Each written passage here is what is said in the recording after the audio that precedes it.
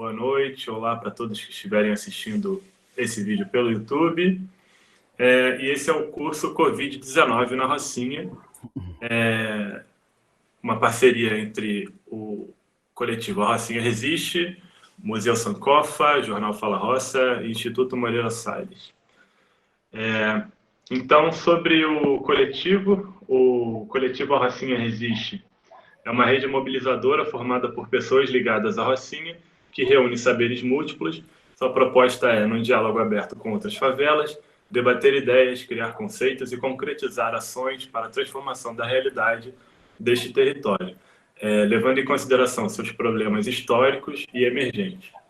Sobre o curso, o coletivo A Rocinha Resiste pretende, em parceria com o Instituto Moreira Salles, o Museu Sankofa e o Jornal Fala Roça, iniciar a construção de uma narrativa de dentro para fora sobre o cotidiano na Rocinha durante a pandemia do Covid-19. Essa construção ocorrerá de maneira colaborativa com artistas e comunicadores locais de múltiplas áreas de atuação, através de um curso online com aulas que servirão como guia na construção de materiais de comunicação, criando meios de potência. Sobre a aula, hoje a aula é com o Museu Sankofa, temos aqui Fernando Hermiro e Lucas Pablo. O título da aula é Rocinha, Ontem e Hoje, parte 2. A parte 1 foi com Firmino. E a descrição é nossa linha parte do hoje, com a pergunta: por que estamos nessa desvantagem social hoje? Quais eram as alternativas possíveis? O que fizeram nossos pais e como aprendemos com eles? Então, aqui eu encerro essa introdução e passo a bola para a galera aí do museu começar a sua aula. Com vocês aí, galera. Ok, obrigado, Pedro. Vamos começar muito livremente. Perguntas são sempre muito bem-vindas. Tá ouvindo legal? Tá, né? Então podem...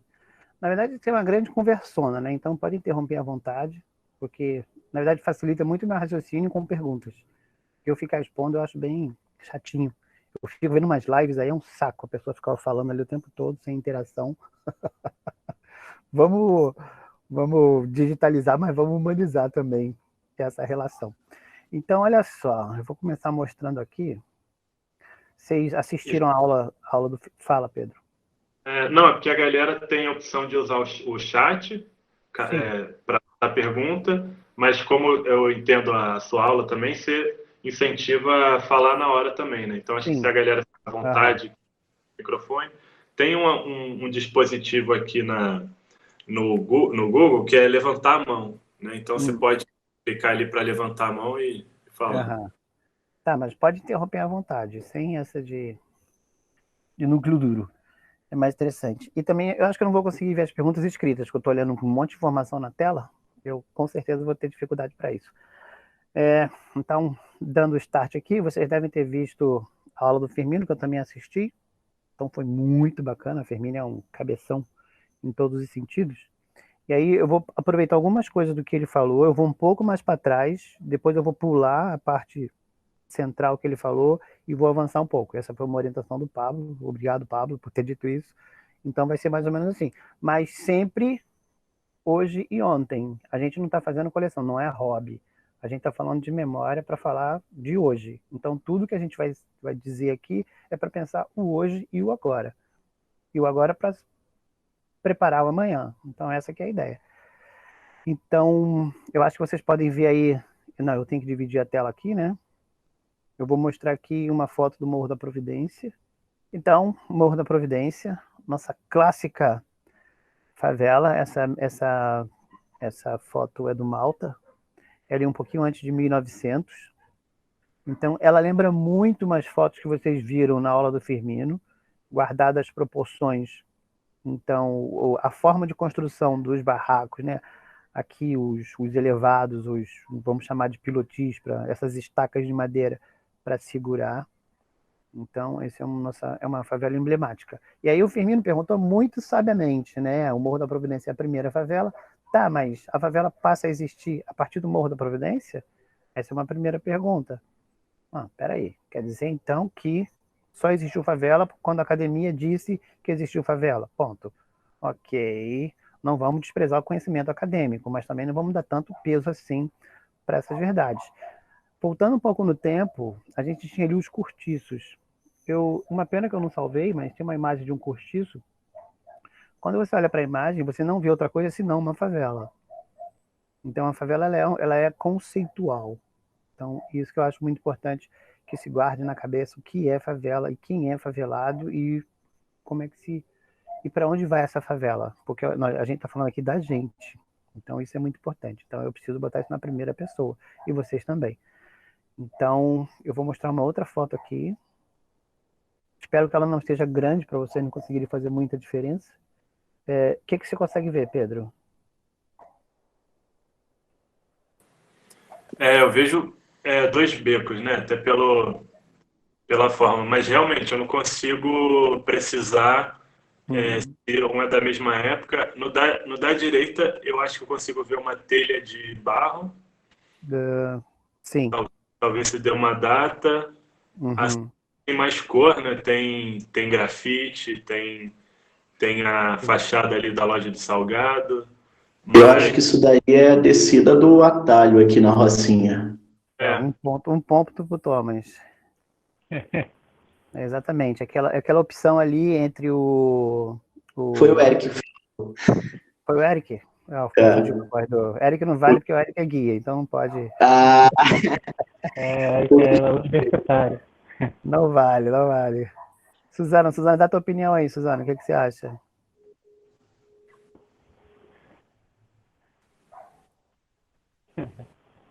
Cadê a Suzana? Não está na aula, tudo bem. Então, o que é importante... Não, eu tô aqui, é que meu microfone não estava conseguindo colocar meu microfone. O que você tá Eu não vendo faço a ali? menor ideia. Mas o que você está vendo, em geral? O atalho? Você está vendo o que aí? O beco, né? Tô vendo o beco, descendo a descida do beco. Beleza. Isso. Beleza, então isso é para entender... Pode falar. Alguém quer falar? Eu, Fabi. Fabi. Parece que a primeira foto não é no Brasil não, né? Sei lá, Europa. Muito pode detetive. crer, é fora do Brasil, caramba. Portugal.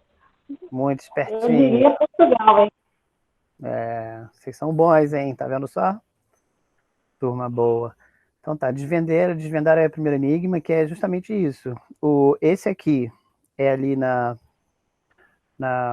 para baixo do Portão Vermelho, né? Indo para a creche Castelinho. Esse aqui é na Itália. Então, e aí é para balançar a cabeça de vocês. Qual é a diferença entre favela e uma cidade medieval? Então, não respondam, apenas mastiguem isso. Então, se isso é uma coisa e isso é outra, qual é a diferença entre as duas? Então, por que vocês estão acreditando no que disseram para vocês? Então, muito cuidado com o que dizem por aí. Então, vamos reconceitualizar a favela. Então, isso aqui é uma cidade medieval. Então, ok, a diferença é bem pouquinha. Então, vamos trabalhar com isso. Essa foto aqui agora, na foto, né? Isso aqui é uma ilustração, isso aqui é uma foto. Aí não vale perguntar a vocês, porque é coisa de pesquisa. Essa foto de baixo é onde hoje em São Paulo, o Parque Ibirapuera. Quem já foi a São Paulo e deu uma caminhada ali pelo Ibirapuera, o São Paulo é um lugar muito estranho, porque tem bebedouros na rua. É bastante esquisito, porque no Rio de Janeiro eu nunca vi um bebedouro na rua. E São Paulo, inclusive, tem bebedouro para cachorro. É muito estranho. É um lugar esquisito nesse país. Então, isso aqui é o Parque Ibirapuera. E aqui em cima é uma ilustração de Londres no século XV.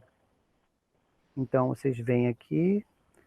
Olhando em formas gerais, você tem estruturas de madeira, ruas sem calçamento, ruas sem calçamentos. Gente andando à vontade.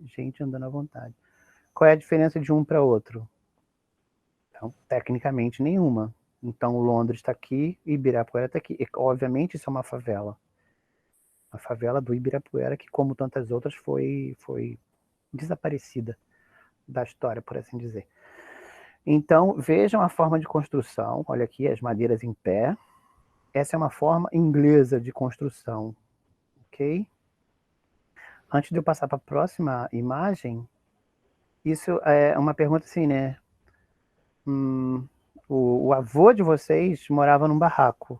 E aí vocês devem, um momento na vida de vocês, deve ter perguntado assim, mas por que ele não construiu em alvenaria? Mas como ele era preguiçoso, por que ele não... Porque disseram isso para vocês, e vocês acabaram comprando essa história e reproduzindo essa história. Então, a próxima foto é a técnica de construção inglesa. Tá vendo aqui? Essa é uma técnica de construção inglesa. Essa é uma casa de madeira, assim, bonitinha, pererê, com a janelinha. E que vocês devem ter... Se vocês não conhecem, vocês viram por fotos. E a Rocinha era assim até 1982. Então, se vocês perguntam assim, por que o meu avô não construiu em madeira, em alvenaria? Porque era proibido. Não era porque o seu avô não queria, ele era proibido. Ele tinha a poupança dele guardada porque ele era um homem honesto e trabalhador. Mas a lei o proibia de construir em alvenaria. Então havia um decreto de proibição de construção em áreas faveladas. Mas se vocês puderem ter uma sensibilidade, como a Suzana demonstrou aí, veja que a técnica de construção era conhecida. Então, é uma questão para se pensar. Alguém vai falar aí? As casas norte-americanas, né? Acho que quase todas são de madeira, né? Que Sim. dá um furacão, voa tudo. Sim, exatamente. Não, essa é uma coisa para a gente pensar, para a gente se questionar, né? O que me disseram, o que eu acreditei. Então eu preciso abalar algumas coisas da minha crença enquanto favela, enquanto favelado. Porque senão eu vou fazer um trabalho, vamos valorizar a favela, mas se eu não parto de elementos concretos, eu tô aqui só massageando o ego de vocês. Então, se eu não disser, olha aqui, isso é aquilo, tecnicamente, o que aconteceu foi uma construção, uma narrativa em cima de uma coisa. Agora, e claro que a gente não teve acesso à parte técnica disso, mas eu preciso desacreditar naquilo que me foi dito. É por isso que a gente brinca com a memória. E a gente, como eu vou repetir, a gente não é hobby, a gente usa isso para mudar. Até porque também, Fernando, é muito mais produtivo e propositivo e útil você ser um realista otimista do que você caminhar para qualquer lado dos extremos, ou de glamourizar ou de demonizar, entendeu? Esses territórios.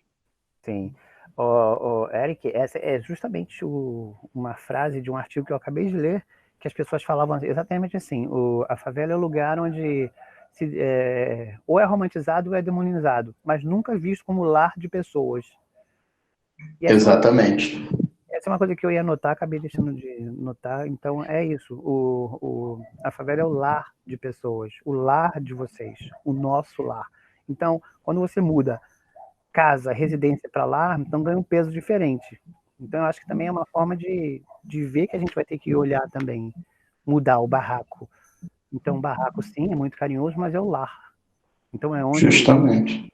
Né? Eu sempre falo isso quando eu estou trabalhando e tudo guiando, né? Porque as pessoas, a referência primeira que as pessoas têm de fora da favela, seja quem está no exterior, ou seja quem mora no asfalto, a referência que as pessoas têm é de pobreza, de criminalidade, das precariedades e todas essas coisas, mas principalmente a questão da violência, que é o que mais se destaca, né? E eu sempre friso essa questão de que, olha, gente, muito antes de ter tiroteio, de ter tráfico de drogas, até mesmo antes do jogo do bicho, que era o poder paralelo de antigamente, já tinha gente morando aqui, sabe? Já morava gente aqui, entende? Minha família está na Rocinha desde os anos 40, entende? Então, pô, já tinha gente morando, é a nossa casa onde a gente mora, entende? É o nosso lugar, sabe qual é? Então tem que, pô, ser franco nesse sentido, trazer pra gente mesmo, entendeu? E, tipo, buscar esse respeito junto à sociedade, sabe? De olhar pra gente como alguém que existe, que tá aqui, que mora aqui, entende? Sim, mas isso também, Eric, vai partir da gente, quando a gente... Porque é uma coisa bem... Esse papo de conceito é uma coisa chata, né? Conceito, mas a gente não dá para largar, assim, jogar a academia no lixo. Então tem coisas úteis na academia, então o conceito é uma delas. O casa e lar são coisas para... Vou falar por mim, que moro no morro, né? O lar você construi com as suas mãos. Entendeu? A casa você compra, bicho. Então você não tem uma relação assim tão afetiva com aquilo. Agora, você carregar tijolo, escada acima, carregar cimento, bater laje, entendeu? Então você tem uma relação com a tua casa. Aquilo é um lar. é onde você dorme, é onde você descansa, é onde você sonha, é onde você chora. Entendeu? A casa você pode ficar mudando. Então a gente também tem que botar para dentro isso. Não, é o meu lar. Por que eu defendo eu no sentido mais no coletivo aqui? Por que eu vou defender a favela? Porque é o meu lar, cara. É onde eu moro, é onde eu vivo, é onde eu criei minhas relações, é onde eu cresci e me criei, e onde existem pessoas como eu, outros humanos. Então é isso. A gente tem que fazer algumas inversões também dentro da cabeça. É isso. Dito isso, vamos aqui pro. Fernando, só Sim. mais um comentário, assim, que eu acho que dá para amarrar com as outras aulas, né? Porque quando você usa essas comparações de um beco com o outro, de uma casa com a outra, Sim. e é muito isso, sobre esse conceito do que é a favela, é muito, me disseram isso e eu acreditei e estou reproduzindo, né? Sim. E a gente, ao longo do curso todo, a gente vem trabalhando construção de narrativa. Então, agora, não é mais o cara, aí, com respeito à academia, mas não é mais o cara acadêmico que nunca pisou na favela que vai falar o que é e o que a favela deveria ser, né? Então, acho que agora o nosso objetivo é construir essa narrativa própria, né? E quando você dá esses exemplos, de observar as coisas e tentar entender como é que elas são, como é que elas se originaram, é muito de algo que a gente tem falado aqui, que a gente tem que, num olhar artístico também, que faz parte do curso, olhar as coisas normais com estranheza e olhar as coisas com normalidade. Isso ajuda a gente a encarar aquilo que é diferente com respeito e aceitar, mas também encarar aquilo que está estabelecido e questionar. Né? Sim. Sim, essa coisa de estranhar é muito importante, porque vocês vão fazer isso dentro da casa de vocês, como a Suzana deu um relato maravilhoso. Porque é exatamente isso. Cara, o Thomas, outro dia o Eric estava me contando a história do avô dele. Uma história sensacional. E são histórias que não vão estar no livro. E vocês estão do lado de uma biblioteca. Só que vocês não estão olhando com esse olhar. Né? Vocês estão olhando pela televisão, aquela coisa toda. Mas são pessoas sensacionais. Eu não estou aqui puxando elogios para ninguém, não. Porque se vocês pararem um minuto e perguntar, mas como é que você veio para cá? Aí ele vai dizer, olha, eu vim aqui, mas por que por aqui? Aí ele vai dizer, por isso e isso, porque minha filha, meu filho, eu tive poucas alternativas. Ou eu fazia isso, ou eu fazia isso. E aí vocês vão entender muito da vida de vocês. Vocês vão entender muito da história de vocês. A partir daí. Olhando para o lado. Entendeu? Essa é a grande questão. E olhando para o teu pai, para tua mãe, para o teu avô. Quem tiver avô, vá conversar com os teus avós. Vá conversar com os teus pais. Pai, como é que era a brincadeira de criança no seu tempo? Vocês vão descobrir coisas muito interessantes. Algumas coisas mudaram, outras não mudaram tanto assim. E as preferências deles, vocês vão descobrir que eles são só humanos. Então isso é muito importante. Então estranhe mesmo o familiar que está do teu lado. E faça perguntas respeitosas a eles. Eles vão se divertir. Ok? Então, dito isso, voltando aqui, vocês estão vendo aqui, né, a região da Rocinha. Então, falando em reumanizar, como o Firmino muito bem ilustra, o que o Firmino diz, né? Isso foi uma sugestão dele, que quando a gente vai contar a história, a gente tem que contar a história da ocupação humana. E se a gente está querendo contar uma outra narrativa, se eu sofro uma narrativa que me exclui, entendeu? Pensa bem. Então a minha opção vai ser fazer uma que exclua outra pessoa? Então é muito Paulo Freire isso, né? Então o oprimido vai virar opressor também assim que ele tiver chance? Então, peraí, vamos ser includentes. Então, muito sabiamente ele me falou, mas peraí, vamos falar da ocupação humana nesse lugar. Né? Vamos falar da história do pobre, sim. Vamos falar da história do negro, sim. Vamos falar da história do mineiro, sim. E vamos falar do índio também. Então, as primeiras pessoas que ocuparam esse espaço são os indígenas. Então, como o Firmino bem falou na outra aula, aqui era uma ocupação tupi. Então, essa pedra que a gente hoje celebra, né, que a gente chama muito de Pedra da Gávea, ela teve outro nome em outros tempos. Hoje ela é Pedra da Gávea, mas ela já se chamou Petarecanga. Os franceses chamavam de Laune, que é a enevoada, Pedra da Gávea agora. E deixa eu só mostrar aqui. Petarecanga significa, olha que coisa mágica, Metarecanga significa aquela que vive continuamente nublada. Olha que sacada. E vocês sabem melhor do que eu que a Rocinha é um dos lugares que tem maior índice pluviométrico do Rio de Janeiro. Se a gente tivesse conversado com qualquer indígena, a gente ia ter sabido disso. Entendeu? Então a gente, vai chover, leva um casaquinho. Então a gente teria sabido disso por isso. Então a Metarecanga para os tupis significa aquela que está constantemente nublada, aquela que é enevoada. Então, quem tiver curiosidade, aqui em Niterói, tem uma aldeia que está reivindicando o espaço de volta, porque, a título de muita curiosidade, saiu um livro novo do Rafael da Silva, esqueci o nome dele, um livro novo chamado O Rio Antes do Rio, que ele está falando da ocupação indígena no Rio de Janeiro. Então é um livro legal, não sei se vai dar tempo de vocês lerem, mas um dia botem aí na cabeceira e dão uma olhada nele. Então é um livro bem legalzinho. E a título de ilustração, quando os portugueses chegaram no Rio de Janeiro, se falavam 23 ou 25 línguas diferentes no Rio de Janeiro, que é um estado minúsculo, talvez um dos menores estados da federação. Então existiam 25 nações aqui dentro. Então, para vocês terem uma noção de que, peraí, poxa, a coisa era bem pesada e bem grande. Então, não caiam num estranhamento. Mas o índio aqui, não sei o quê, eles foram dizimados. Entendeu? E, então, 25 culturas, 25 histórias, 25 religiões, 25 civilizações foram mortas aqui. E são civilizações, não são pessoas. Então, quem tiver curiosidade, ali em Camboinhas, ainda tem a aldeia Tecoá em Boiti. E o cacique de lá é o Darcy Tupã. O Darcy Tupã, se vocês encontrarem com ele pela rua, ele é um playboy como outro qualquer. Calça jeans, tênis e cabelo preto. Então vocês não vão conseguir diferenciar ele de uma outra pessoa. Porque uma coisa que eu também aprendi, assim como vou usar a Suzana agora o tempo todo como referência, eu aprendi com a maturidade. Os índios estão entre nós. Se vocês olharem cuidadosamente para um vizinho de vocês vão ver que eles são de matriz indígena. Olha bem para essa cara do Pedro aqui. Tá com cara de português. Vai olhar para a mãe dele e para as tias dele. E aí vocês vão falar, opa, peraí, aquela foto que o Pedro colocou no grupo do museu. Entendeu? Então, tá ali. Então, estão entre nós. A gente aqui desacostumou a olhar, porque a gente valorizou um e desvalorizou o outro.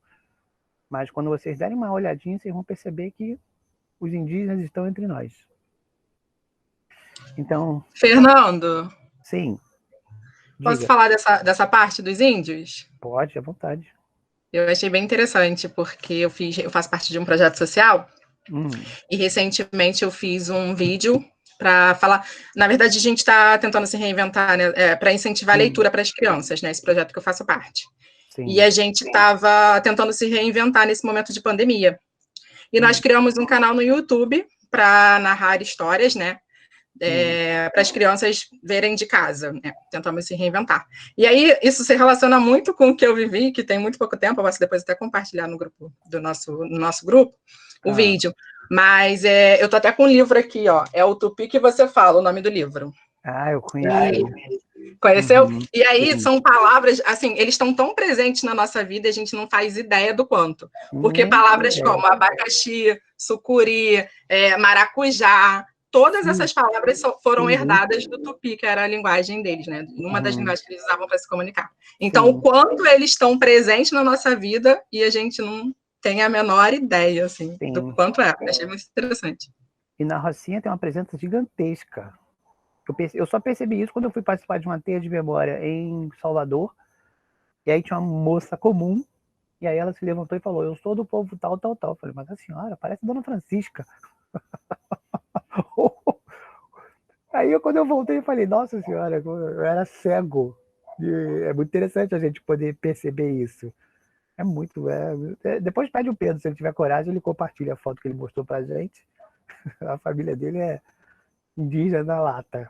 Então, estão entre nós. Então, abram os olhos, estranhem o normal. Essa dica é muito boa. Então, deixa eu voltar aqui para essa foto aqui que é do Malta também, né? O Fernando. Sim. Pô, cara, esse assunto me interessa muito, sabe, de identidade, sabe?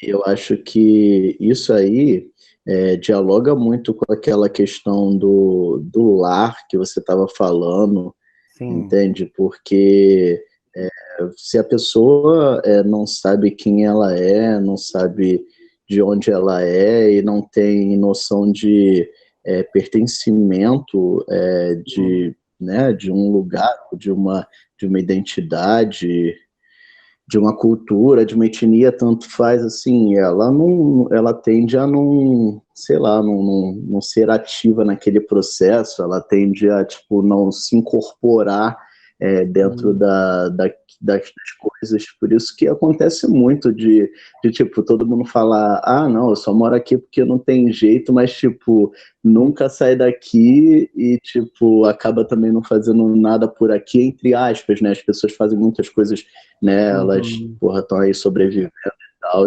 mas, tipo, não tem tanto essa coisa do pertencimento, mas eu acho que passa muito por isso também, porque às vezes não sabe da sua história, não sabe quem é, não valoriza, sei lá, sua identidade.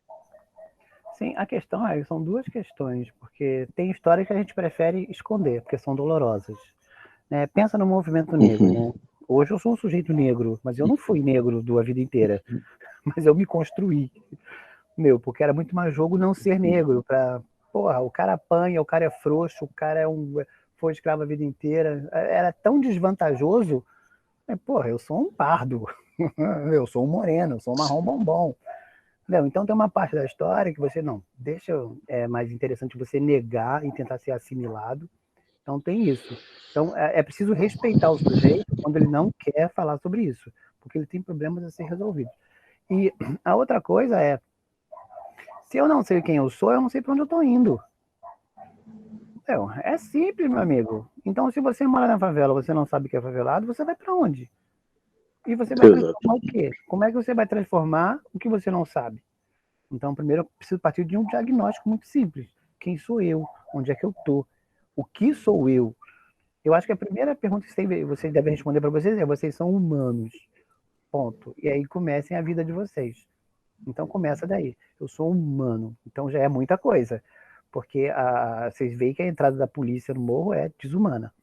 Porque eles vão fazer uma limpeza, né? A gente pode até classificar de limpeza étnica, mas eles estão tirando vidas não humanas.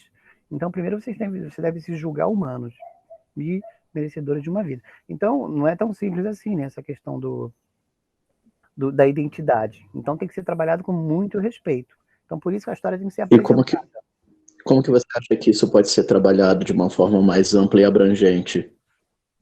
Cara, imagens. Imagens, até hoje eu vi que é a melhor coisa que funciona. Imagens funcionam melhores que palavras. Entendeu? As pessoas são muito cansadas de palavras. Dá uma imagem antiga e a pessoa vai falar assim horas e horas e horas.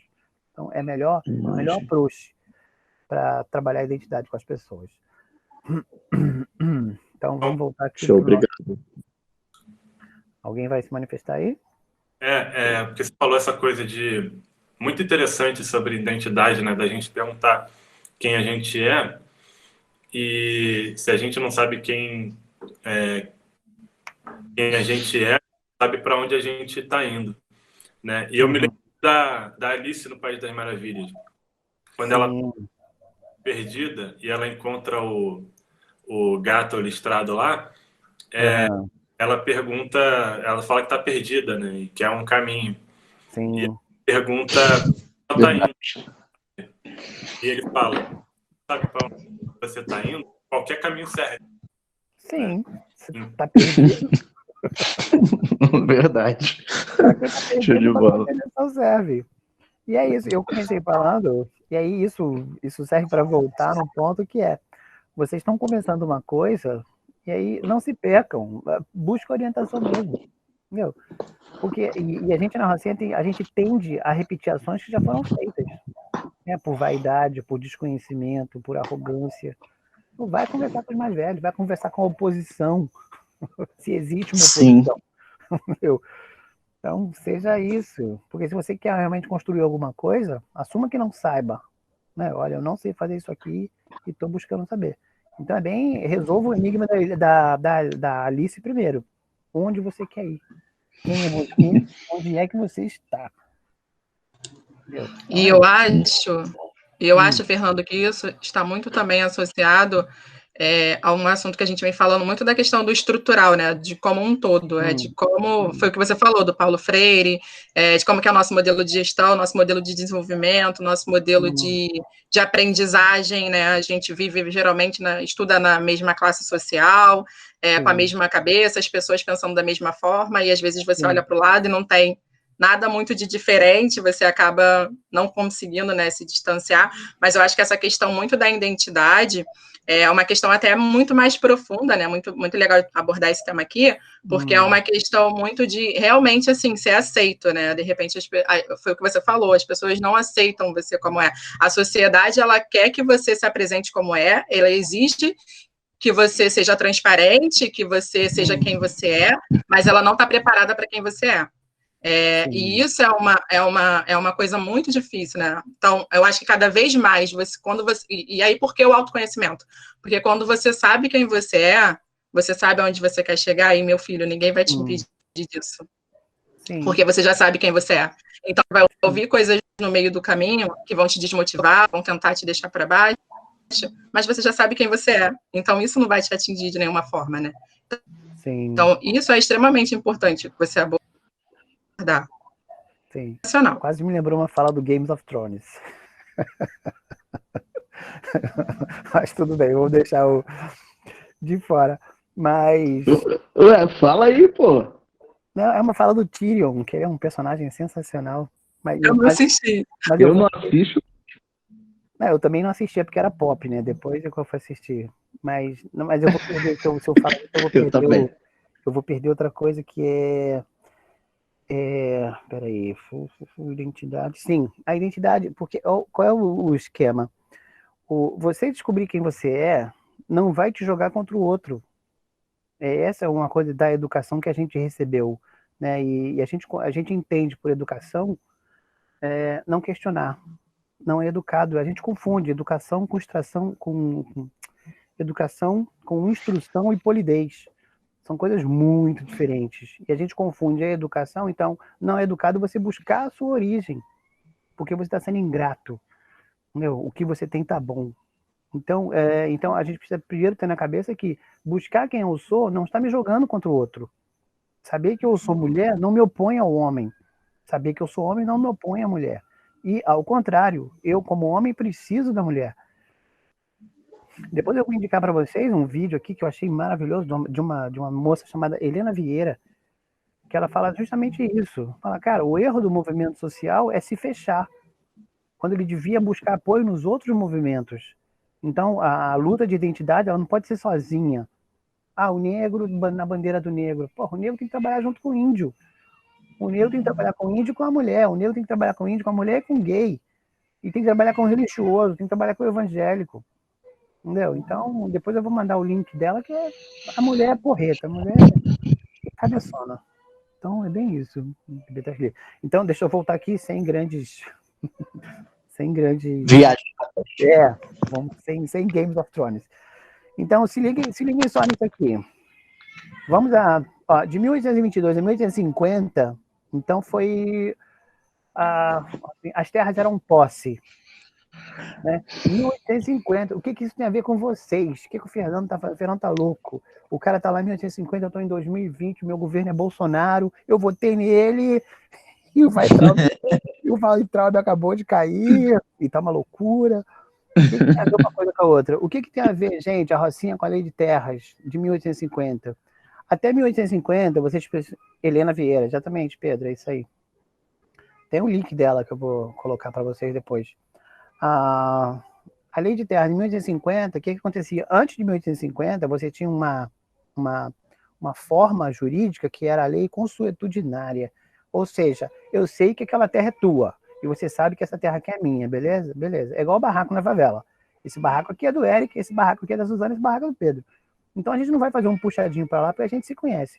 Antes de 1850 no Brasil também era assim. As terras eram reconhecidas. Ali é terra de índio, ali é terra de preto, ali é terra de português. E todo mundo vivia muito bem.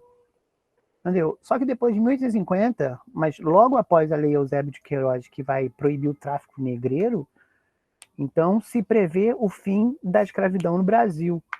porque o Brasil, vocês sabem muito bem, se não sabem, eu vou saber agora, é o último país da América, é o último país do Ocidente a revogar a escravidão. Então, muito cuidado aí com o 13 de maio, com essa coisa toda. Eu acho que a gente tem que referenciar o 13 de maio, sim, lá e bater panela e fazer tudo. Mas, com a revogação da proibição do tráfico interatlântico, o governo começa a se preparar, peraí, a gente vai libertar um monte de preto, cara. Como é que a gente vai proibir o acesso deles à terra? E aí, o que isso tem a ver com você, Suzana, que está no morro hoje? E a minha pergunta é para você, e o Pedro, e o Eric, e todo mundo está nesse morro. Quem de vocês tem a escritura da terra? Ninguém. Eu sei que vocês não têm. Então, por quê? Porque desde 1850, vocês não podem provar que essa terra é de vocês. Embora, juridicamente, vocês podem usar o uso capião. Mas que a Rocinha está aí há quase 100 anos, ninguém conseguiu ainda fazer isso por vias legais. Então, é a partir de 1850 que se cria a Lei de Terras, o Decreto 601 de 1850, que diz o seguinte: as terras, Suzana, a tua casa, você vai ter que ir lá na igreja, dizer para o padre o tamanho da tua terra e desde quando você tem. O problema é que você não fala português, e você não sabe onde é o cartório, e você não conhece o padre. O que aconteceu? Você não foi. E o que aconteceu depois? O Estado tomou. Entendeu? Então, o que isso tem a ver? Então, as leis... Então, o Eric, a família do Eric de 1940, se a família do Eric tivesse ali em 50, ele ia ter tomado esse golpe. Entendeu? Prova que a terra é tua. Falou, não posso provar, porque não sei o quê. Entendeu? Porque lá atrás é muito interessante. Então, você pede um Guarani para dizer, meu irmão, vai no cartório ali do padre e tal e prova que essa terra é tua. Então, essa lei de terra, essa lei geral, ela pegou a gente e ela impacta na nossa vida hoje. Então, hoje, na favela da Rocinha, na favela da Maré, na favela do Vidigal, seja em qualquer favela, você não consegue provar a propriedade de terra, o título de propriedade. Entendeu? Aí eu vou voltar um pouquinho lá na fala do Thomas, né? A água é um problema. Claro que a água é um problema, mas como a Suzana falou, nós temos problemas estruturais. E o nosso problema estrutural é a terra.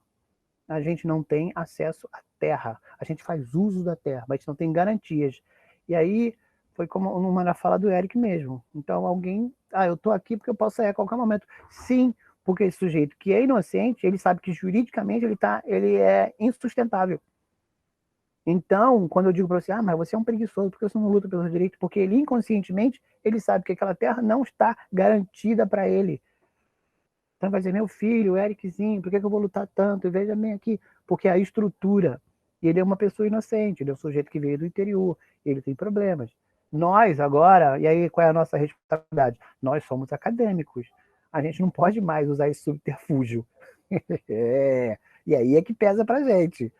Então a gente não vai poder dizer, mas eu acabei de vir no interior. Não, você está aqui, você veio da PUC, você é acadêmico, você está fazendo pós-graduação, agora você se vira. Chama o Leandro Castro, entendeu? Vai chamar a galera, chama a Simone Castro, ela é do jurídico, entendeu? Então bota esse pessoal da Rocinha para rodar mesmo, entendeu? Então essa é a nossa questão. Então esse é um grande fato. Então o que tem a lei de 1850 com a favela hoje? Tudo. E como que você acha, Fernando, que isso pode começar a ser perfurado? Esse muro? Então, é básico, Eric, é coisa muito básica. Saiba quem você é. Ponto. Não, é especificamente a questão da terra. A questão da terra, cara, chama a Simone. Pedro, chama a Simone para dar uma aula. A Simone é especialista nisso. Vou marcar. Simone é Posso fazer um ensejo aqui? Juntando essa pergunta do Eric com a sua provocação. Chama o Leandro Castro, chama a Simone. Cara, eu acho que temos feito isso. Temos chamado a Simone, temos chamado o Leandro. Eu acho que esse curso também é muito sobre... O que a gente está fazendo com essa galera aí, né? Com esses alunos. Eles estão... É o exemplo perfeito da Suzana. Está indo lá na mãe dela, está indo conversar, está indo descobrir, fazer essa investigação. A Suzana também que está no mundo empresarial, também está na academia. Então, eu acho que a gente está começando, né, a ter esse acesso, a não poder mais essa desculpa, não sabia. Porque agora, sim, a gente tem as ferramentas e o E eu acho, eu não lembro se eu roubei isso de você, Fernando. É a ideia de ser um favelado que tem uma mente hacker, né? Então a gente vai na academia, então quais são as ferramentas? Então a gente vai lá, rouba e traz ela para cá, junta com os saberes locais, com as histórias dos nossos antepassados, com a militância, para trazer desenvolvimento, né? E eu acho que isso é um trabalho constante, a gente tem feito, e uma das coisas que está surgindo, aí respondendo a ele, uma das coisas que está surgindo ao longo do processo é continuar esse curso, porque esse curso a gente está fazendo sobre o Covid. E você, Fernando, nas suas participações do Rocinha Resiste, você sempre falava muito, dava uma provocação que sempre tocou muito em mim, que é tipo assim, cara, a gente vai fazer só terapia, a gente vai ficar só aqui reclamando, aí sai, beleza, reclamei, tô bem. Quando é que a gente vai começar a fazer as coisas? E como é que a gente não vai... Por favor. Porque acontecia uma notícia, a gente falava daquela notícia. Acontecia uma coisa na Rocinha, a gente ia lá falar. A gente não tinha um planejamento, tipo assim, não, qual é o nosso tópico que a gente vai... Isso é muita cara do Fernando. E quando você fala de terra, né, para mim é um assunto central, assim, porque parece que está no âmago dessa questão de favela, de direito à cidade, né? E eu acho que é o que a gente tem que investigar mais, assim. Mas você veio e dá uma porrada na cara, tipo assim, não tem como você ter direito à propriedade por causa da lei e tal. Então como é que a gente faz? Então acho que é uma coisa da gente estar aqui pensando, projetando. E pensando para frente, né? Como o próprio tema da aula sugere, né? Tipo, Rocinha ontem e hoje, né? E pegando o passado como matéria para transformar o hoje, né? E construir um novo amanhã, assim. Só para encerrar, para mim a gente tá indo aqui para algum lugar interessante. Eu queria saber especificamente da questão da terra e se há alguma iniciativa ou trabalho ou movimento, algo que esteja mais próximo de quebrar esse bloqueio e conseguir pragmaticamente essas questões burocráticas para ter, de fato, ali o documento, etc, etc. Essa é uma questão. E a outra questão, Pedro, obrigado por essa fala e, para poder também dar uma reforçada nessa mesma ideia, eu penso muito, o Fernando falou sobre o lance da comparação, né, da cidade medieval com a favela do hoje.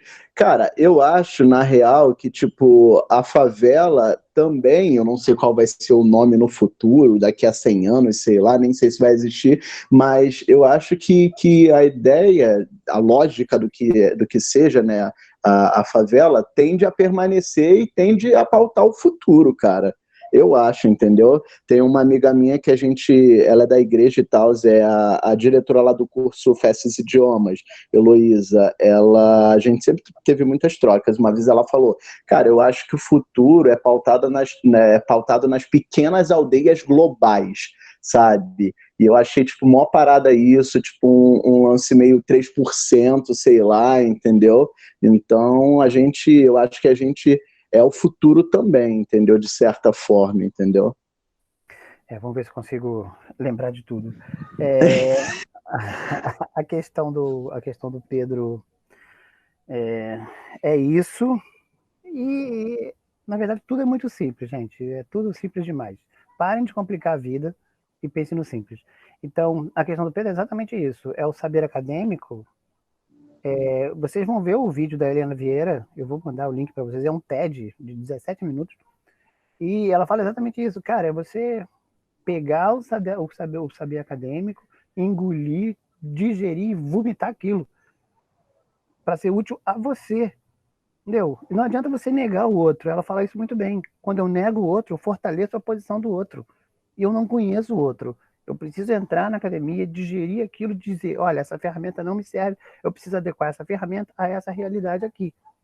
Então vocês vão ver isso, e é exatamente isso. A gente deve sim entrar na academia, a gente não deve ter esse medo, não é para mim. É para mim sim, é para mim porque esse estado é meu, eu pago meu salário, ó, eu pago meus impostos.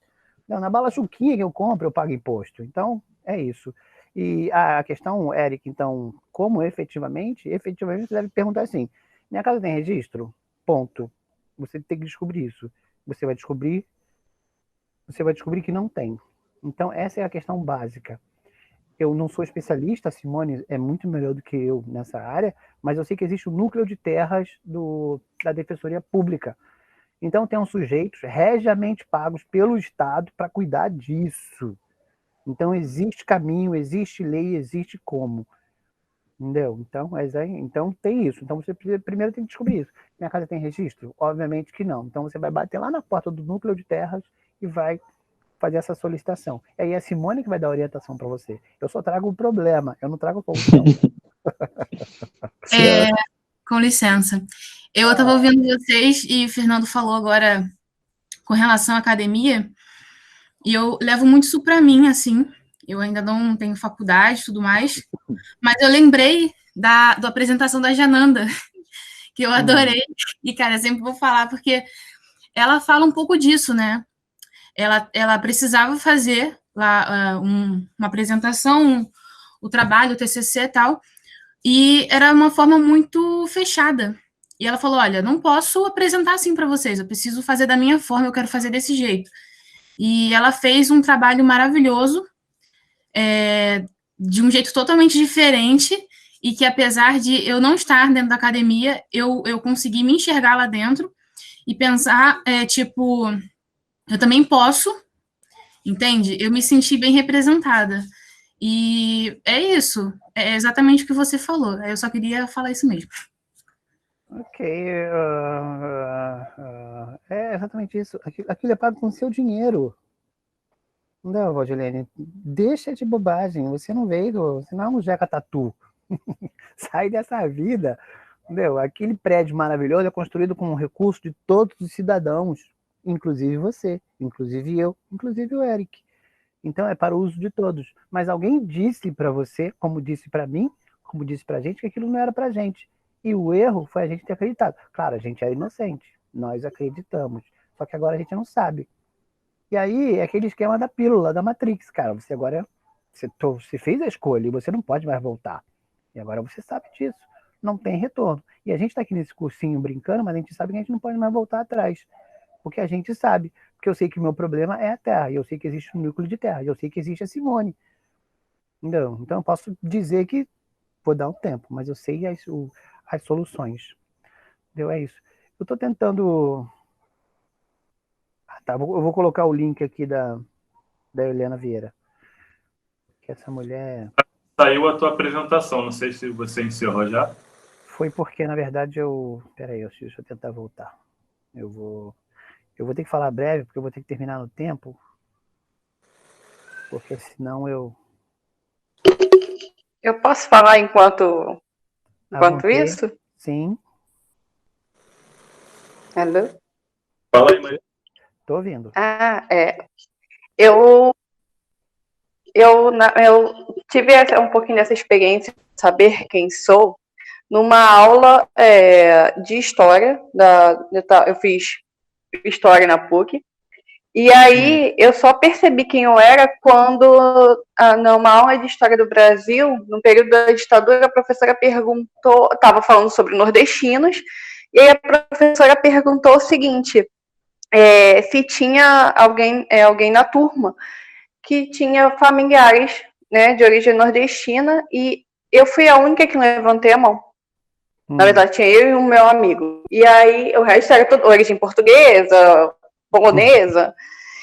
E aí eles continuaram, né, a professora continuou falando, e sobre a memória deles, desse período, dessa vinda, né, no período da ditadura para Rocinha, e coincidiu com a minha avó. E foi aí que eu fui perguntar sobre a história da minha avó, porque para mim, por mais que eu tivesse curiosidade, eu nunca fui a fundo. Casou com não só a questão do Nordeste, da vinda da ditadura, mas como eu acabei descobrindo que a minha família é de origem tupinambá. E aí a origem tupinambá, e aí muda completamente a visão familiar, né? Porque aquela do quem eu sou, cara, para chegar aqui, meus avós saíram no Nordeste, mas os pais deles eram tupinambás e tinham toda uma questão com a terra, e eu só vim descobrir isso com 26 anos. Então, assim, foi basicamente muito importante esse meu saber quem sou, sabe? E não dá para voltar atrás. É por isso que eu também me inscrevi nesse curso de como é que eu posso colaborar. É hackear, de alguma forma, a academia do que eu sei para tentar colocar aqui dentro. A palavra da vez é identidade. Uma aula sobre identidade aí, hein? Pois é isso. Identidade brotando aqui. Pois é, você vê como é. E é aquilo que eu te falei, Eric, tem que falar, essa aproximação tem que ser suave, tem que ser sutil. Não, então, porque, por exemplo, ela podia ter problemas com o passado indígena dela. Eu acho bárbaro. Eu acho sensacional. Entendeu? Mas eu gostaria de descobrir se eu tenho, né? Mas ela tem a sorte de saber que tem, e ela gosta. Então, isso é muito feliz para todos os lados. É muito bom. Bom, mas é isso, você vai... Eu acho que na fala dela, assim, que eu consegui identificar de uma coisa muito interessante, o que a gente está falando aqui o tempo todo, né, que é o quanto a gente buscar crescer e se desenvolver, e não interessa se você ainda não fez faculdade ou se já fez, é mesmo conhecimento diário, hoje a gente tem diversos meios de buscar, né, conhecimento, mas que talvez se ela não tivesse feito a faculdade, de repente ela nem sabia, de repente, dessa história, de repente não sabia, de repente, quem ela era. Então, o quanto é importante a gente buscar esse conhecimento. Só reforça, a fala dela foi só para finalizar e reforçar o quanto é importante a gente buscar esse conhecimento e autodesenvolvimento todos os dias, né? Sempre. Porque é uma coisa que ela descobriu ali, que talvez ela se não tivesse, né, buscado se desenvolver, crescer, de repente ela ainda não saberia. Eu acho que finalizou muito o que a gente falou. Foi um exemplo, assim, muito, muito notório, né? Pelo menos na minha cabeça. É muito bom. Mas aí tem que dar uma espetada em vocês, porque tudo isso só tem sentido no conjunto.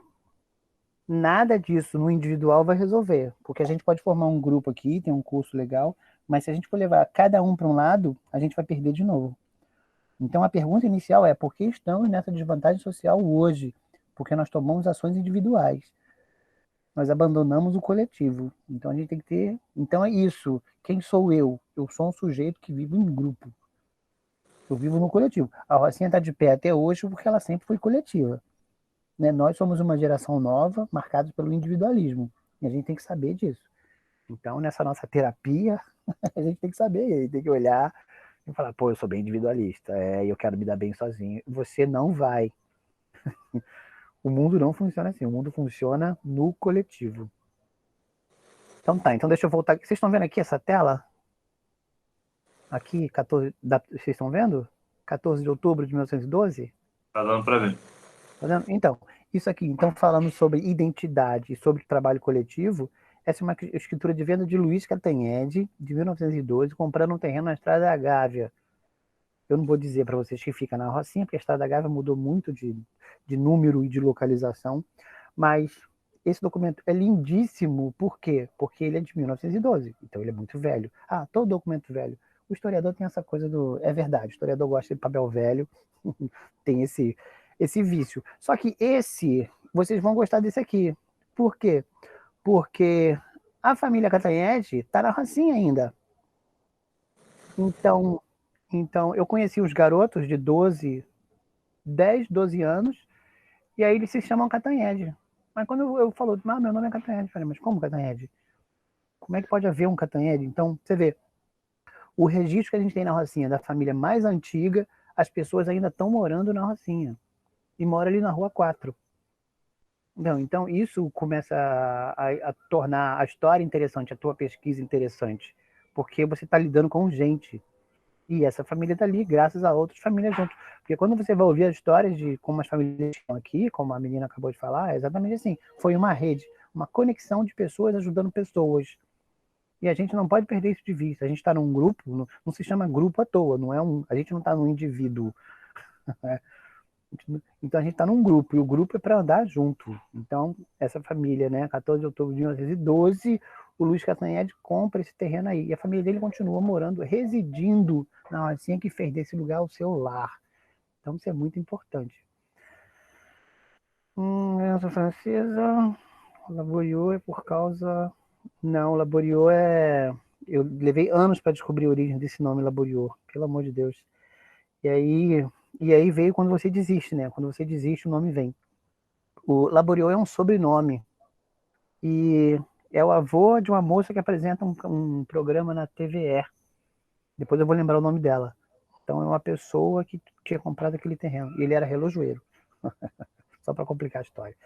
Eu vou mostrar aqui mais um documento, porque eu também... Mas, Fernando, mas esse cara, não se sabe se ele tinha origem francesa ou alguma coisa do tipo, não? Porque isso aí significa labuta em francês, né? Labor. Eu vou lembrar o nome dela. Depois a gente escreve para ela é super acessível. Show. Ela falou, não, meu avô era Laboriot. Tá bem legal. Então, deixa eu mostrar aqui um outro documento para vocês, porque eu não sei o tempo de vocês, e eu também vou ter que correr daqui a pouco, para evitar problemas. Esse documento aqui é um outro documento que eu acho sensacional. Ele é o Diário Oficial. E ele, assim, eu gosto dele assim, cortadinho, em pedaços. Ele é de 1944. Então, vocês, assim, né? Eu tinha que falar uma outra coisa em outra linha, mas estou falando tudo de qualquer forma. Mas esse documento, né, vocês hoje estão na Rocinha. A Rocinha tem oficialmente 101 mil habitantes. A gente sabe que extraoficialmente tem um pouquinho mais. A Light dá uns números muito melhores para a gente trabalhar. Mas em 1944, esse é um ato de desapropriação da área da Rocinha. Então a prefeitura baixa um decreto dizendo, ó, vamos tirar todos os moradores da Rocinha. Beleza? Beleza. E aí a prefeitura vai lá e olha assim, tinha gente demais para ser indenizada. Então a Rocinha era enorme em 1944. A Rocinha é enorme hoje, em 2020, e ela era enorme em 1944. Isso para dar um peso para vocês. Me respeita porque eu sou da Rocinha. Entendeu? Olha, eu sou pesado. Sou pesadão. Então é isso. Já em 44 a gente era muito pesado. E em 45 revoga-se esse decreto dizendo, não vamos remover, não, deixa os caras lá, porque beleza. Isso foi, como o Firmino falou na outra aula, foi uma articulação da família do banco Castro Guidão, que descobriu que era dona daquelas terras. Só que eles tinham abandonado essa terra há muito tempo, né? Vocês sabem que a Rocinha ficava lá no subúrbio carioca, lá longe, muito longe, no fim da linha de trem. É como se a gente fosse Japeri. Entendeu? Você pega o trem na central e salta na Rocinha. É lá na última estação. Então era um lugar desvalorizado. Tinha uma praia bonita, tinha uma pedra legal, mas a galera não queria ir para lá. Quando os caras foram se tocar no terreno deles, chegaram lá, tinha milhares de pessoas morando lá. E o que era muitíssimo comum nessa época. Deixa eu voltar aqui, uma outra imagem, que é essa aqui. Não. Essa aqui, da especulação imobiliária.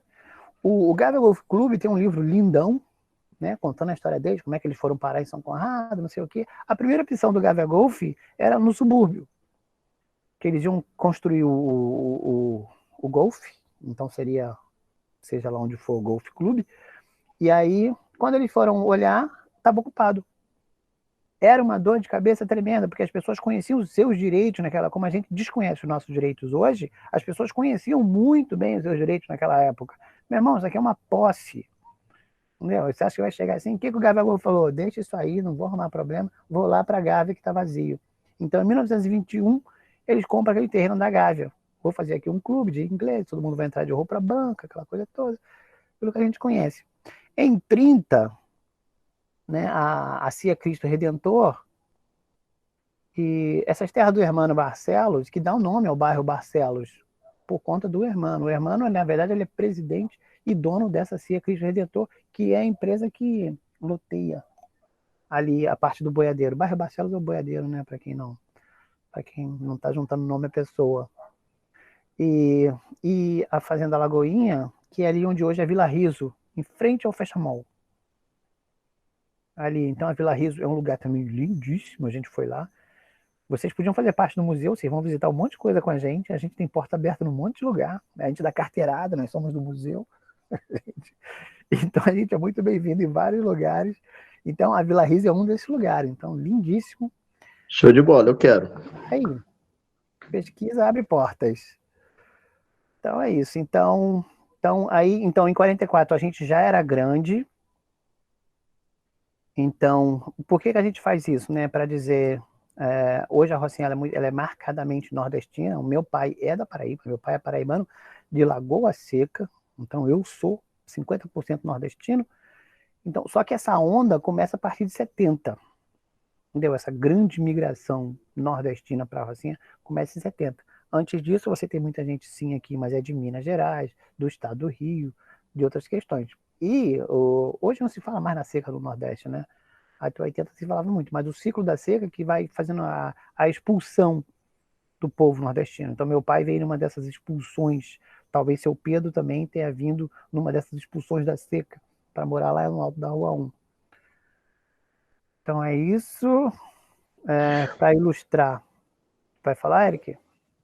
Não, eu ia perguntar, onde que entra a questão dos negros e remanescentes de quilombos, né, nessa história, assim, porque, tipo, a gente ouve muito falar da Rocinha nordestina, mas ouve um pouco menos falar da Rocinha negra, preta, e apesar de, tipo assim, as favelas serem muito, tipo, dos negros e serem muito dessa parte que aqui na Rocinha, tipo, aparece menos, sei lá, não sei. Entende o que eu quero dizer? Tipo, a Rocinha preta, onde que tá? Eu queria saber um pouco mais sobre isso. Muito bem, a Rocinha preta. Black Roça. Black Roça. Black Roça. Então, é porque o nosso racismo ele é estrutural, né, cara? Então, como o nosso machismo é estrutural, o racismo também é estrutural. Então a gente acaba fazendo coisas sem perceber. Então, se você não fala, eu ia esquecer, dentro da minha cronologia, eu ia esquecer de falar dos quilombos, porque, imagina uma ordem, né? Primeiro os tupis estão aqui, ponto. Então, os tupis estão aqui. Depois, essa ocupação, você está super certo, a ocupação se dá dos negros fugidos. Entendeu? Então, você tem 2 quilombos aqui. Quando você pega um mapa do Rio de Janeiro, você vê que a Rocinha está aqui no canto, é um bom lugar para se ter um quilombo, porque o quilombo tem que ser afastado, mas não muito, porque o quilombo ele não está isolado da cidade, ele mercancia, ele faz compra e venda na cidade. Então, é como... Não vou falar isso que vai viciar vocês, mas é isso. Então, você tem assim, quando você pega o mapa, você tem aqui na Tijuca a Serra do Preto Forro, é o nome do morro. Entendeu? Então, assim, Serra do Preto Forro. Essa Serra do Preto Forro, quando o centro da cidade está num canto, a serra está aqui e nós estamos aqui. Então, a rota, como o Firmino adora isso, e muito sabiamente ele trabalha com isso, a rota de fuga quilombola. Entendeu? Então, a gente fez uma brincadeira outro dia que é justamente essa, fazer a rota de fuga ao contrário. Saindo da Rocinha, a gente foi ao Parque da Cidade, do Parque da Cidade a gente foi ao Horto. Entendeu? Numa das possibilidades de rota de fuga. Então, e é isso, você tem que ter alguém. Minha tataravó, que ela já morava aqui, não, assim, tá vendo? A Rayane tá aí cheia tá empoderada, como diria a academia. Então é isso. Então você vê pelo mapa, você vê que é óbvio que era isso, as trilhas estão aqui, e se você é um fugitivo, você não vai andar pela estrada. Não seja tonto, né? Então, por favor, então você vai andar pelas trilhas. E você tem, como o Firmino bem lembrou, você tem o quilombo das Camélias. O quilombo das Camélias, que é no Alto Leblon, aqui onde é o clube campestre. Hoje só tem uma árvore lá marcando a existência do quilombo.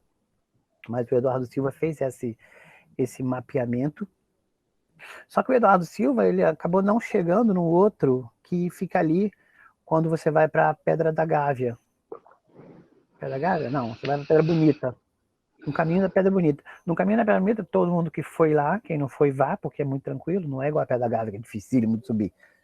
A Pedra da Gávea é para heróis. Mas a Pedra Bonita é super simples, Então você faz uma trilha suave e tem um trechinho antes do topo que você desvia, segue reto e você vai encontrar o quê? Camélias. Grandes plantações de camélias. E o que significa isso, Fernando? O que tem a ver camélia? Lei de 1850 com a Rocinha, o que tem a ver uma coisa com a outra? O que camélia tem a ver com quilombo? A camélia era o produto de escoamento vendido pelos escravos para a sustentação do quilombo. Então, e a camélia ela não é brasileira, a camélia ela é chinesa, eu acho. Então é uma planta de cultivo difícil. Entendeu? Então, você tem a Rocinha situada entre 2 quilombos, então já dá um peso maravilhoso. Então você tem, vamos chamar assim, você tem um quilombo ali onde é o 199, nas costas do 199, e você tem um outro quilombo do caminho da Pedra Bonita. E você tem a Rocinha, o Vale da Rocinha, guardadinho ali. Então são 2 pontos de observação que você tem. Então esse é o nosso mapa negro, e a gente não pode esquecer dos migrantes de Minas Gerais, né, que são os primeiros a chegar. Dona Hilda está lá dentro da Rua 2, Dona Hilda é a avó do Firmino, está com 93 anos. Quem quiser conhecer, corre lá, porque ela teve poço dentro de casa, é uma mulher sensacional. Tem 93 anos, veio de Minas Gerais. Veio de Minas Gerais, morou no Parque Proletário da Gávea. Ó, o Lucas conhece essa turma legal. Ela morou no Parque Proletário da Gávea, ali em 1950, e disso ela se casou e veio morar onde? Na Rua 2. Então, você vê, é uma biblioteca ambulante. Então, ela é a própria testemunha. Tem essa galera também, tipo, imigrante, né? Europeia também, italiano, português. Sim, mas aí como a gente aí é uma questão de... Como eles são muito valorizados na história, eu não valorizo tanto. Sim, não é total. Mas faz parte da miscelânea ali, né? Sim, os espanhóis, por conta da União Ibérica, estão aqui há muito tempo, os italianos, os portugueses. Você sabe se hoje tem, tipo, famílias que ainda, tipo, é dessa galera e tal? Com certeza. Tem uma família muito antiga ali no comecinho da Rua 4, da Rua Nova, à esquerda, uma casa grande. Conversa com aquela moça ali, que ela é descendente de espanhol, e ela tá ali há muitos anos. Tem uma galera ali também na Rua 2, numa casa grandona, bem em frente ao DPO da Rua 2. Aquela galera ali, tem uma casa bem antiga ali naquele bambuzal, bonita casa, tipo então do colonial, sei lá. É fazer o que o Pedro falou, é estranho normal. Começa a perguntar pelas pessoas, com respeito, vai lá e pergunte às pessoas. Isso funciona bem. Deixa eu só voltar aqui, muito brevemente, para mostrar aqui uma coisa de... Isso. Galera, vocês fiquem ligados aí nessas dicas, porque tudo é material para o projeto de vocês. Eu estou aqui só imaginando a potência que tem vocês fazerem essas investigações. Então, seguindo a sequência então histórica, esse condomínio Praia da Gávea, que eu preciso buscar umas imagens dele, porque tem imagem na internet, é uma tentativa de loteamento ali de 1950.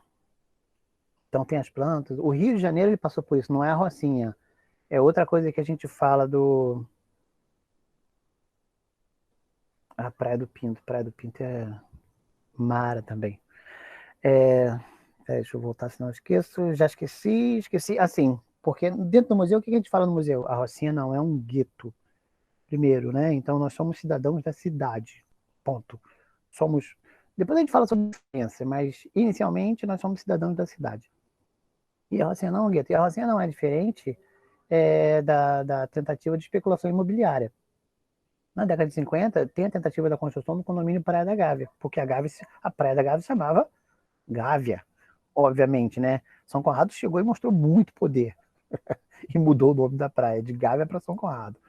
Tudo bem, a praia continua boa, não é problema. Mas na tentativa de construção do condomínio, havia a intenção da abertura de 5 ruas. Então, que seriam ruas provisórias, isso lá em 1950. Então, o Pedro mora na Rua 1, o Eric mora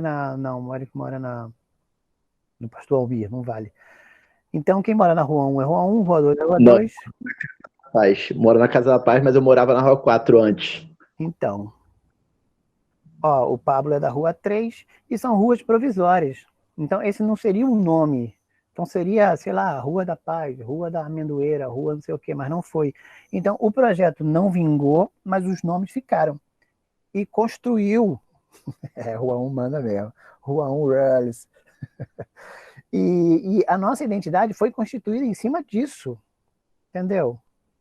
Ó, o Pocinho também. Então, e você vê que dava um trabalho legal trabalhar sobre identidade em cima das localidades. Porque aí a gente vai começar a se enxergar. Isso seria muito interessante. De onde você é? Eu sou isso, eu sou aquilo, eu sou não sei o quê. Mas vê que na unidade nós somos Rocinha. Mas na unidade nós somos Rocinha, mas na individualidade nós somos Rua 1, Pocinho, 99, Macega. Rua 4. Rua 4. E aí é isso. Então, essas 5 ruas, 4 permaneceram, né? 1, 2, 3 e 4. Só a Rua 5 que mudou, que foi renomeada para Dionéia. Então... Dionéia é o que mesmo, Fernando? Dionéia é uma planta carnívora. Uma planta. Bom, acho que é isso, né? Então eu devia ter terminado há uns 20 minutos, de aberto para perguntas. Então deixa eu só mostrar aqui uma última coisa, que são as remoções. Fernando, eu lembro que da última vez dessa aula que eu assisti, tinha a divisão dos lotes, né? E tinha, não sei se você tem esse mapa ainda. Não, eu tenho mapa, mas não tenho aqui. É um mapa sensacional. Beleza. Então, só brevemente para encerrar agora, eu vou parar de falar como pobre na chuva, só para encerrar aqui, que é as remoções que a gente sofreu, né, por assim dizer, que eram coisas reais. 1966, onde hoje está alocada a Cidade de Deus, ela foi construída para a remoção da Rocinha. Então, aquele conjunto habitacional foi feito para tirada da Rocinha daqui. O que aconteceu em 66, vocês vão conversar com os pais de vocês, com os avós de vocês vão descobrir que em 1966 houve uma chuva catastrófica no Rio de Janeiro, que derrubou várias outras favelas no Rio. E aí a providência divina impediu que a Rocinha fosse removida naquele ano, porque outras favelas ficaram numa situação pior e tiveram que ir para lá. Em 71, o Laboriô sofreu uma remoção. Eu esqueci para onde foram as pessoas, mas para muito longe. Teve o lance do Papa também no Vidigal, que também facilitou, não para a Rocinha permanecer, sei lá. Mas o Papa foi em 80. Foi 80, sim. Foi 80. E aí o Laboriô sofre essa remoção em 71. Em 82, ele sofre uma remoção inversa, né? Quem mora ali no Valão, onde hoje é o canal, né? O Valão, obviamente, né? O Valão e o canal é a mesma coisa. Ali tinham pessoas para abertura daquela rua. Então as pessoas que foram removidas dali foram enviadas para o Laboriô, em 1982, que também dava uma ótima pesquisa. Eu não sei se a Tânia é dessa leva, mas eu acho que ela vai ter melhor história para contar. Pergunta para a avó do Thomas, que ela vai ter melhor história para contar do que eu. 86, a Vila Cruzado ela é removida, né, por conta de uma outra grande chuva também. O Rio de Janeiro tem grandes chuvas, mas depois ela volta, obviamente. E em 2011, o Laboriô sofre uma nova ameaça de remoção com o governo Eduardo Paes. E aí foi uma guerra de laudos da prefeitura com a universidade, e felizmente o juiz entendeu que não era preciso, porque o laudo não dava nenhuma ameaça que justificasse a remoção do Laboriô naquele ano. Então é isso, gente. Então, fechar só com essa imagem bonita aqui. É isso. No mais, a gente vai falando aí, a gente vai tocando as coisas. Beleza. Eu não sei como é que você está de horário aí, Fernando, mas eu acho que a gente está aqui tranquilo para abrir para as perguntas. Eu só queria fazer um comentário, assim, eu anotei algumas coisas, mas como essa aula ela é bem interativa, a gente acabou já falando, assim. E uma das coisas que me tocaram aqui na fala de hoje foi a questão do coletivo, né? Não abandonarmos o coletivo. E eu acho muito interessante que até essa aula ela é coletiva, porque a gente recebeu essa aula lá no Rocinha Resiste, acho que era 2018 ainda, mas a gente tinha feito uma transmissão ao vivo pro Instagram, e na época o Instagram não gravava, né? Então, acho que hoje a gente consegue fazer essa correção aí de ter essa aula sua gravada e como que é interessante que o modo que você faz, participativo, faz com que seja outra aula, né? Porque eu já tinha assistido essa apresentação, mas hoje foi um novo aprendizado, né? Porque sempre vai depender da época, das pessoas ali que estão envolvidas. Então, eu agradecer essa participação. E aí, galera, eu vou aqui agora, vocês podem abrir o microfone e fazer as perguntas. Só tentem fazer uma pergunta por vez para que todo mundo consiga. Beleza? Quem quiser aí, pode seguir.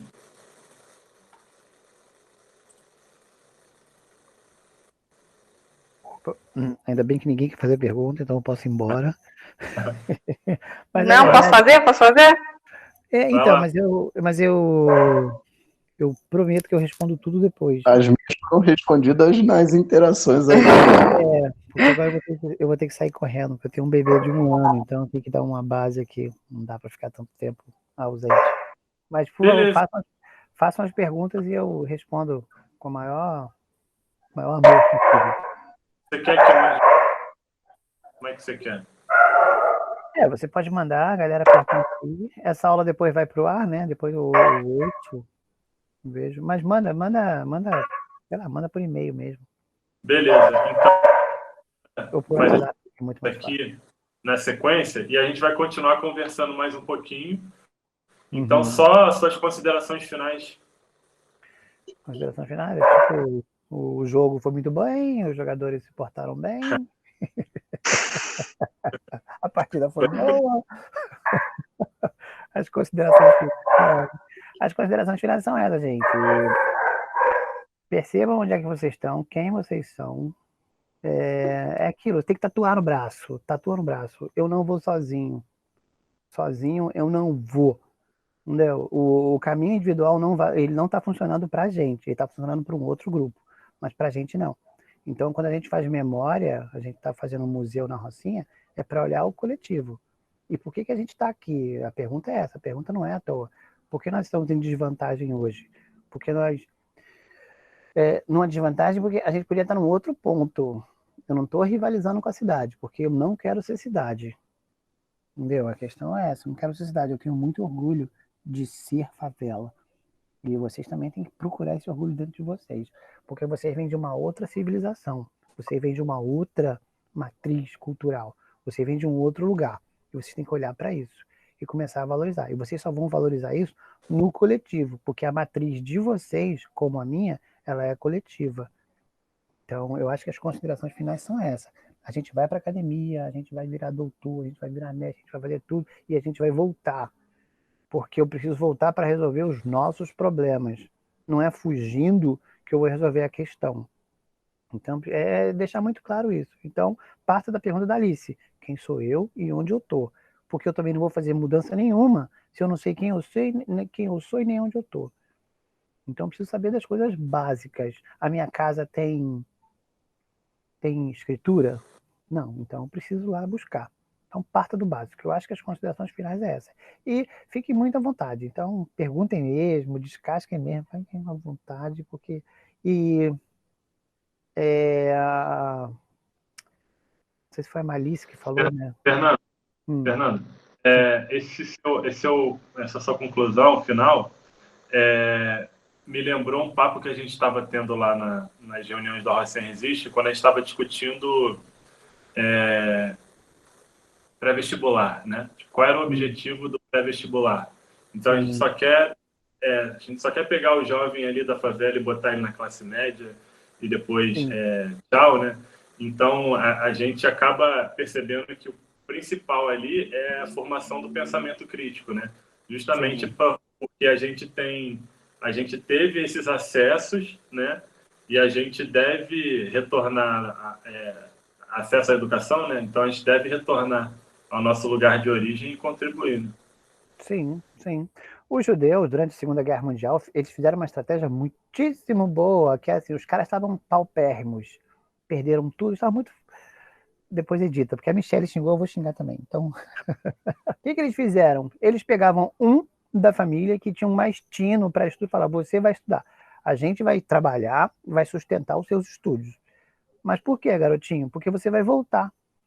Vai voltar e resolver os nossos problemas no coletivo. Então a gente tem que fazer essa estratégia. Nós, família, Rocinha, temos que fazer isso. Entendeu? Ah, você não é meu irmão? Sim, nós somos irmãos, sim. Nós estamos na mesma... Rocinha, gostei. Sim, a gente está na mesma pendenga social. Então a gente vai ter que resolver isso no conjunto. Então esse que é o, sei lá, seria o toque final. Vamos tatuar isso no braço. Perfeito, perfeito. Então tá, então galera. Obrigadão. Justiça feita, aula gravada aqui. Vai bombar no YouTube.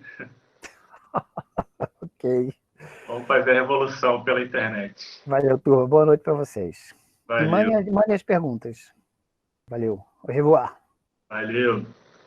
Esse foi o curso Covid-19 na Rocinha. Aula de hoje com Fernando Hermiro, do Museu Sankofa. Rocinha ontem e hoje. Uma excelente aula com muitos insights sobre identidade, coletividade, né? E até a aula que vem. A aula de hoje foi excelente, vai estar gravada aqui no YouTube. Nos vemos numa próxima. Tchau!